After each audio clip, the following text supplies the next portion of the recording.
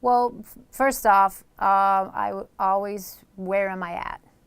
Are we in a public location? So if we're in a public space, then then I don't really have to worry about that. But if we're in their home, or we're in an apartment complex, or we're at a private business, I'm always aware of that. And if somebody, like if I'm shooting news or for a commercial, if they come up to me and they ask, what is this for? I'm honest, open and honest, and tell them. And then if they would say something like, well, I don't want my image to go out, I totally would say that's fine, and just not use that. And then make sure that if I was back at the station, or whatever business I'm working for, that the other people would know that, this particular person we can't show, you know.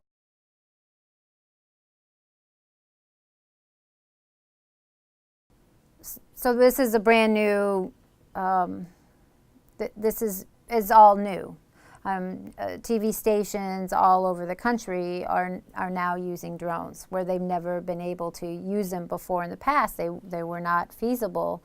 So that's some questions that the stations have to come together, and I'm sure they have a legal team that is helping them out. I don't know what they're telling them at this point, but I would think that there are probably height limitations, like if the drone is under 100 feet, and I'm just throwing that number out there, that they could probably be in violation of that person's personal space. But at this time, I don't know, because I've never had that experience. I mean, it's all new, so it will be interesting to see what comes up and what kind of possible lawsuits that we have, with people becoming like very upset with TV stations that are all of a sudden, peering into their windows. But I will tell you that as working in a news station, and you're sent out to a crime scene and you're a block away, I would use my camera lens to see how far, to zoom in to see what I could see from a block away. And so sometimes, those images would appear on the news.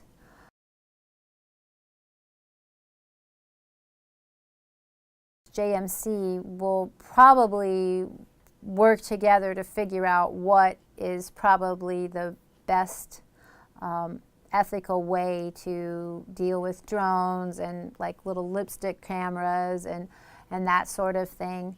But also a lot of it is common sense, and your own ethical code. And is it right to record somebody? Are you working in a story and you're doing something undercover, so do you have the right to record them undercover without their knowledge, because you know that they're doing something bad? Well, I don't know. There's always two sides to the story. So, and those were always things that would bother me, is going up to somebody that was, a suspect, and knocking on the door, and, what do you have to say for yourself? Are you really responsible for the death of that person? Or did you abuse those boys, or whatever it was? And it's like, well, wait, at some point, aren't people presumed innocent until guilty? I don't know. Not if you turn on local news or read the local newspaper, right? So even the national. Right? So there's always those questions, and I think that's good. I think that's good that we need to have that in our university, and at universities and colleges across the campus that are teaching journalism. I think you have to have those conversations, and I don't think there necessarily is a right answer. I think that's why you come together and you discuss. And there's always exceptions to the rules. But using drones to shoot in people's homes to see what they're doing doesn't seem very ethical to me. I think that's kind of violating somebody's privacy. But if you're doing a story on underage drinking and you go to somebody's house and they're having an underage party, well, are you doing it for, you're trying to show the public that, underage drinking is a big problem, especially, on this campus or something like that.